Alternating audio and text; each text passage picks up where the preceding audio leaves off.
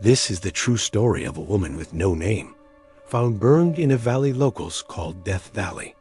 Our story begins in Bergen, Norway, a picture of order and safety, where serene fjords meet cobblestone streets. But just outside this peaceful city lies a place with a darker name, Isdalen, the Ice Valley, a place some called Death Valley. It was here, in 1970, that a mystery began, one that pits an official verdict of suicide against evidence of spy-level secrecy. It's a case filled with questions that still haunt investigators to this very day. On November 29, 1970, a father and his two young daughters were hiking deep within the Isdalen Valley. The air was crisp and cold, the scenery remote and beautiful. But soon, an unsettling smell drifted through the trees, the acrid scent of something burning. Following the odor, they came upon a horrifying scene. Tucked between large rocks, as if deliberately placed, was the charred body of a woman. She was burned so severely that she was unrecognizable. The isolation of the spot, the harsh terrain, it all felt wrong. This wasn't a place you just stumbled into. An immediate sense of dread filled the air. Police were called, and the investigation into one of Norway's most baffling mysteries began. When investigators arrived, the scene only deepened the confusion. The details were not just strange, they were alarming. Scattered near the body were a few telling items: 2 empty bottles that had contained water and a container of sleeping pills.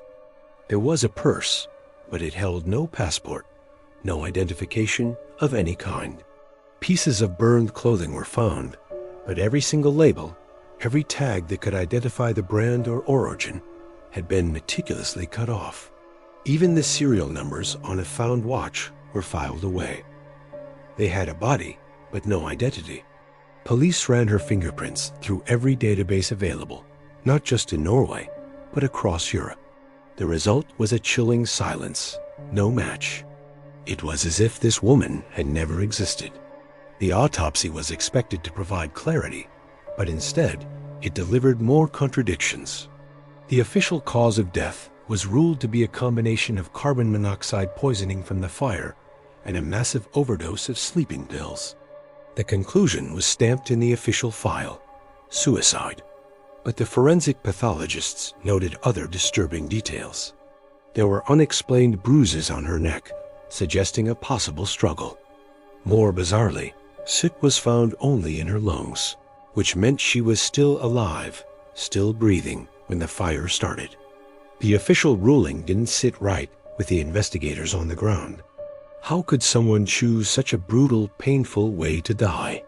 And why go to such extreme lengths to erase every trace of who you were? The questions were beginning to pile up. The case was at a standstill until a breakthrough came from an unexpected place: the Bergen train station. 2 suitcases had been left unclaimed in a locker. Acting on a hunch, police opened them, and the mystery of the woman from Death Valley exploded. Inside, there was no personal history, no photos, no letters from loved ones. Instead, they found a collection of wigs in different colors and styles. They found non-prescription glasses, designed only to alter her appearance. There were maps, some marked with strange, cryptic symbols, and there was a coded notebook. Alongside all this were multiple currencies: Norwegian kroner, British pounds, German marks, Swiss francs. It was the toolkit of a ghost, a person whose entire life was dedicated to not being known. She had no past, only a series of meticulously crafted disguises. With the contents of the suitcases, police could finally start tracing her movements. They discovered she was a woman of many names. Hotel records from across Norway revealed she had used at least 8 different false identities, each with a corresponding fake passport. She claimed to be Belgian, French, German, a different nationality for every city. Her behavior was described as being almost military in its precision. She would check in, pay in cash, and check out, leaving almost no trace. Witnesses who remembered her all said the same thing. She was elegant, attractive, and fluent in several languages, including German, French, and English. But she was also incredibly cautious and secretive. She was constantly changing her appearance, a chameleon moving silently through the cities of Europe. As investigators spoke to more hotel staff, a picture of a woman living in fear began to emerge. Multiple employees recalled her obsessive need for security. She would check the windows of her room repeatedly, almost as if she expected someone to be watching. She frequently requested to move rooms after checking in, often asking for one on a higher floor, away from the street. One witness at her final hotel in Bergen reported seeing her being followed by two men in dark coats. Another staff member, who served her last meal, said she looked absolutely terrified. Her usual calm and collected demeanor was gone. She seemed to be running from something or someone. The theory of a simple suicide was becoming harder and harder to believe. This was a woman on the run. The coded notebook found in her suitcase became the central focus of the investigation. It was filled with numbers and letters in a sequence that made no sense. For weeks, cryptographers worked to break the code. When they finally did, the contents were astonishing. The notebook wasn't a personal diary. It was a logbook. It detailed a series of dates and city names, charting her movements across Europe, Paris, Hamburg, Rome. When investigators cross-referenced these movements with world events, an incredible pattern emerged. Her travels perfectly coincided with NATO military exercises and top-secret weapons tests, including trials for the new Penguin missile. The espionage theory, once a whisper, now became a roar. Was the Isdal Woman a spy, gathering intelligence during the height of the Cold War? Just as the investigation was gaining momentum, it was abruptly shut down. In the tense political climate of the 1970s, the Cold War was a silent but deadly game. The involvement of foreign intelligence agencies was a sensitive, even dangerous topic. Higher authorities in Norway quietly classified the case files. Deeper inquiry into the espionage angle was discouraged, and the media's interest was steered away. The official ruling of suicide was left to stand, despite the mountain of evidence pointing elsewhere.